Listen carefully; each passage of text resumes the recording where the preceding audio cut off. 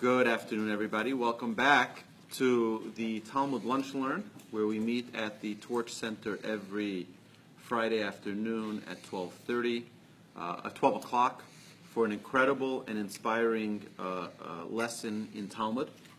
We are studying the Tractate of Brachot. But before we begin that class, I wanted to share with our friends on Facebook a little idea on the day of the Omer that we are counting tonight, because we're not going to be recording a video tonight or tomorrow.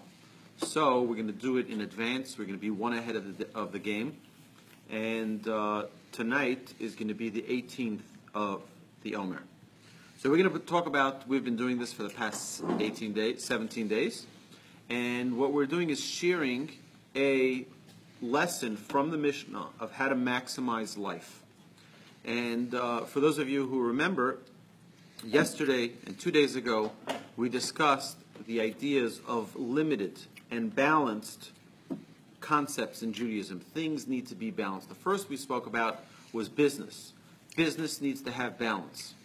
If business is great, it's an important thing for us to provide for our family, but if a person gets too lost in that business, in the pursuit of wealth or success in the realms of business, what can happen is that it'll come at the expense of something which is far more important, like family, like friends, like relationships, like marriage.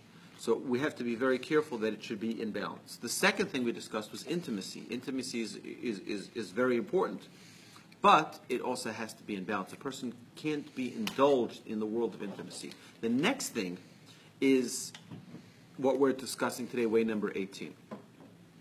And that is limited pleasure. Way number 18 is limited pleasure. Now, pleasure, we're in a world of pleasure.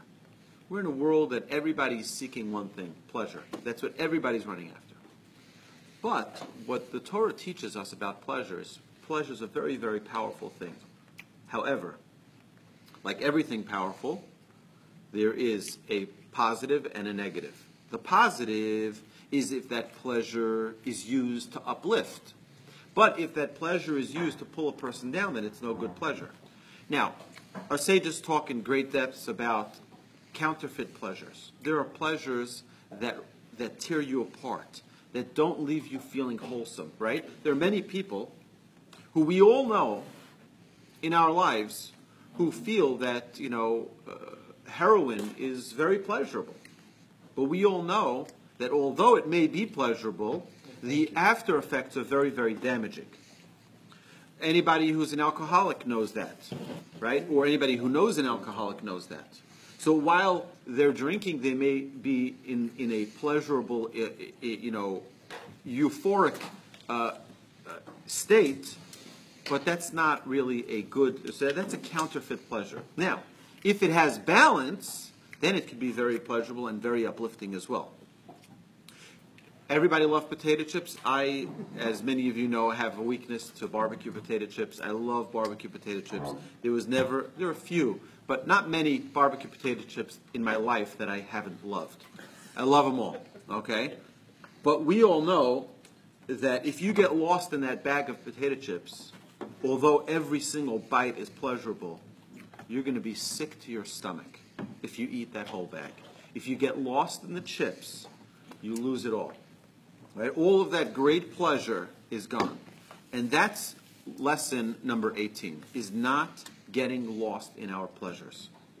It's a good thing. It can inspire, it can infuse us with energy, but there has to be a balance.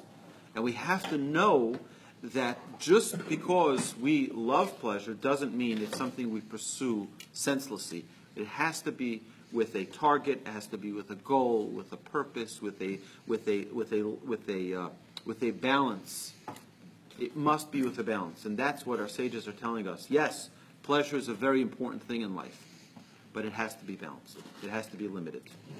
All right? Not to the point where a person shouldn't have. On the contrary, all of what we're talking about in all of these 40 ways is maximizing pleasure, but maximizing authentic, real pleasure, not counterfeit, fake pleasure. So with that, my friends, thank you for joining us for this 18th way. And we look forward to sharing with you another whole bunch still before the end of the counting of the Omer. Have a lovely Shabbos. And you're all invited to join us next Friday right here at 12 o'clock with delicious lunch. Thank you, Ed. With delicious lunch for all of our participants and a great family environment here. So thank you so much. It's at the Torch Center. Thank you for joining us. Shabbat Shalom.